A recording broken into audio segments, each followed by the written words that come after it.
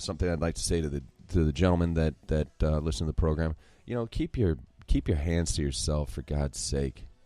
You know, I've never understood that. Like, I consider myself a pretty confident guy, but to have the confidence to, like, sexually assault multiple different women that's incredible. It's just, keep your hands to yourself. I just wanted to send that out. You know, treat your lady like a lady tonight, okay? Or this weekend, or whenever you're gonna see her, whenever you see her. You know, treat her like a lady. Don't be a dick. Anyway, on sadder news, Bill Paxton, as we all know, passed away. He's one of my favorite actors, mostly for his overacting, but one of my favorite actors. He's been in a ton of movies that I love. Anyway, his family, turns out, is suing the hospital for wrongful death with the surgery that he passed away on. And that's incredible. That's in the news, and that's something that I wanted to talk about. And as I'm scrolling through, like, my news feed, it's just dude after dude after dude getting accused of sexual harassment, and it's just, like, really upsets me. Really upsets me that is a thing, you know? I mean, obviously I know that we live in a different time now than we did back then. Everybody's ultra sensitive right now, and we have to make a story out of everything. It gives me something to talk about, gives everybody something to talk about, and I just think it's depressing. So back to sports. LeVar Ball made headlines this week by saying that the Lakers are going to have to draft his two youngest sons after Alonzo, and he wants all three of them playing for the Lakers, or he's leaving. He's taking his son, and they're not going to re-sign with the Lakers. This is getting out of hand. I want somebody to put duct tape over LeVar Ball's mouth.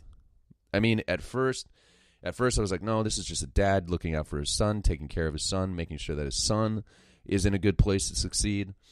This is all about him. This is all about LeVar.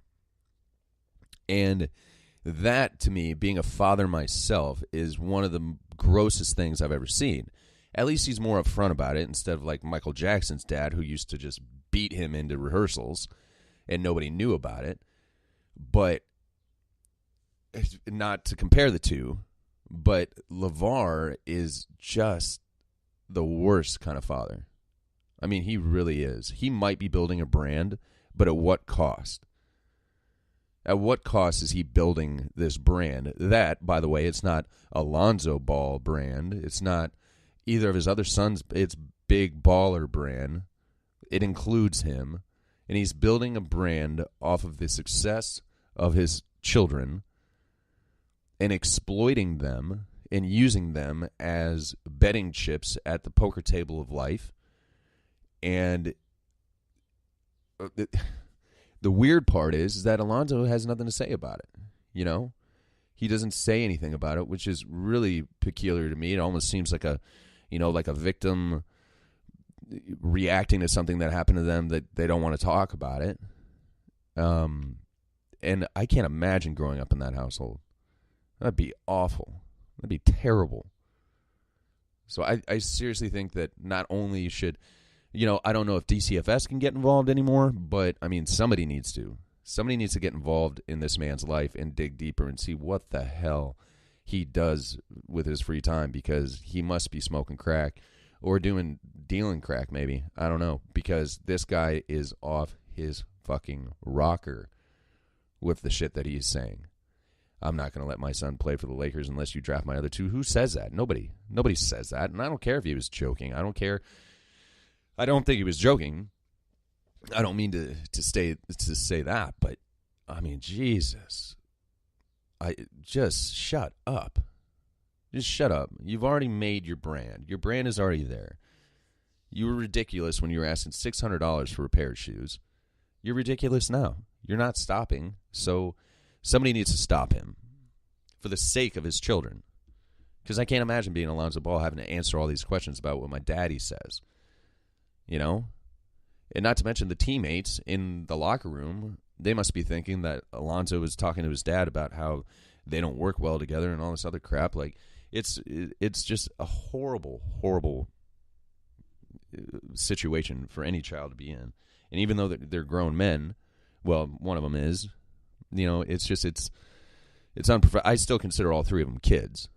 I mean, that's maybe because I'm almost 40, but it's amazing to me that a father would be treating his own children like this. It's just ridiculous and sad. Ridiculous and sad. Now, everything going on in the sports world, which means nothing now that football is over. Basketball season, I guess, is getting in an upswing, and baseball, I guess, is right around the corner. And my son, we are getting ready for school today, and my kids like bringing, like their little thermoses full of water and ice to school every day with them. And I was pulling out a thermos, and he saw one that had a Cardinals logo on it. He was like, I want that one. So I got it for him. I filled it up. We got in the car. We're driving to school. And he's like, I'm surprised that you have this still, Dad. And I was like, why are you surprised? And it's a really nice, it's, what are those called? Like a Yeti-style one with a really nice Cardinal logo on it. Very nice cup. And I was like, why are you surprised? And he was like, well, you don't like baseball anymore. And I was like, I wouldn't say that I don't like baseball anymore. I only have so many brain cells that can, attach themselves to a sport. And baseball has kind of been falling off with me anyway, being a Cardinal fan. Mike Matheny, I have felt had needed to go as the manager for, I don't know. I don't even know how long he's been there. That's how when he was first hired, I thought it was a great hire. I loved Matheny when he played with us. I love his strong jawline, how he always has a 5 o'clock shadow. He looks like a manager. He talks like a manager. He just doesn't know how to manage. So for the longest time, I've been like, I can't even watch it because I don't know what he's going to do next, and not in a good way. He's going to overthink something way too much and then make the wrong decision, and we're going to lose. And it's happened too many times. And it's not something that I want to watch. So I kind of gave up on the Cardinals.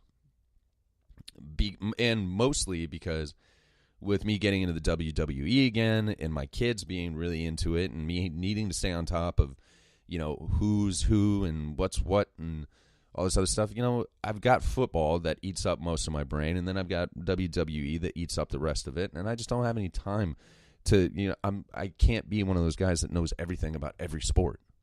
I just can't. There's a reason I don't like hockey. I mean, I'll go to a hockey game. I understand the concept of the sport, but I'm not going to know that the goalie saved 20 shots on goal the night before. And if I don't know that kind of information, I can't really enjoy the sport. Like, if I didn't know anything about AJ Styles and I just watched him, like, there wouldn't be any interest. I mean, yeah, it would be fun to watch, but knowing that this match has been set up, months in advance and all the build-up and everything to it, that's what makes the sport interesting to me. The same with football. The same with baseball and any sport, really, but I just don't have the energy to dedicate enough of my life to knowing all the ins and outs of every sport. I just don't. I don't know how guys on ESPN can do that.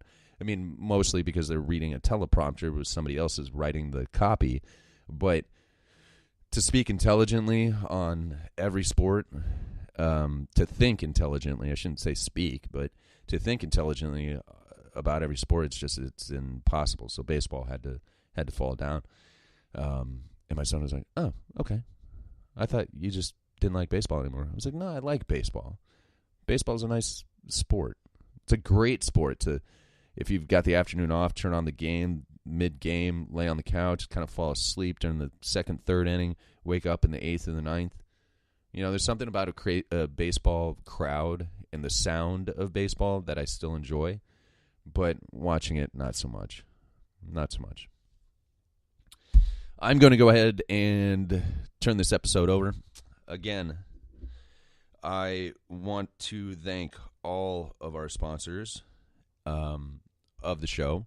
You can find us at thewilliambaronshow.com. That will lead you directly to our Facebook page. We post stuff almost every day. Comment, like, share, any of it. It really has nothing to do with the show, We just post, memes and silly shit like that.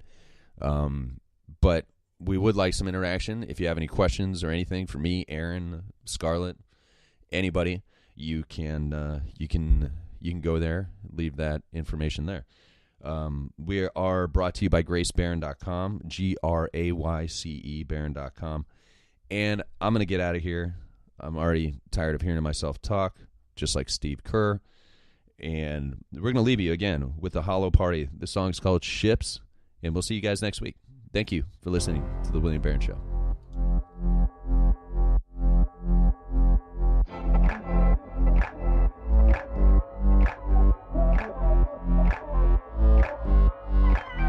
Perfect strangers never felt so close, running from the sun. First names are all we need to know. Turning up, oh.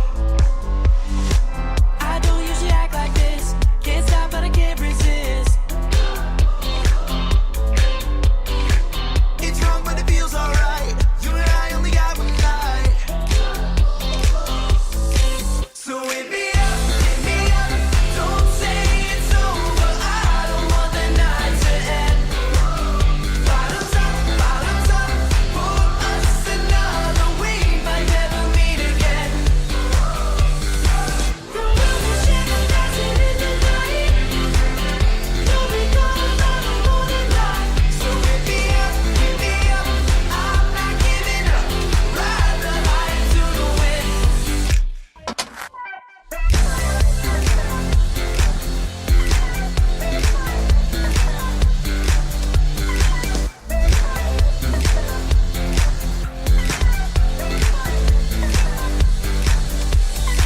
Never surrender, tear our white flags up.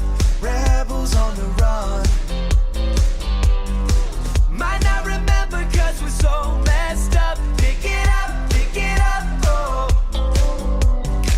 Break free from the way we know.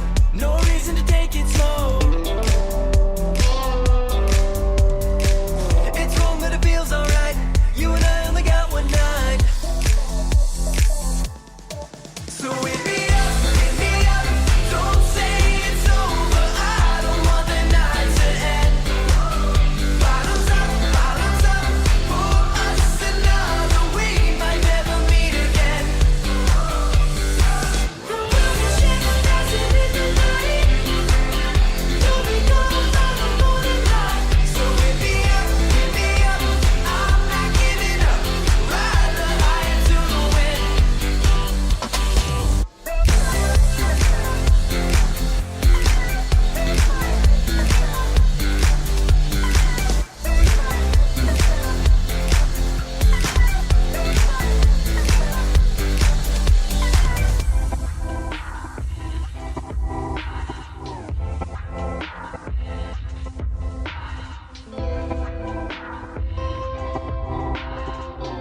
Perfect strangers never felt so close.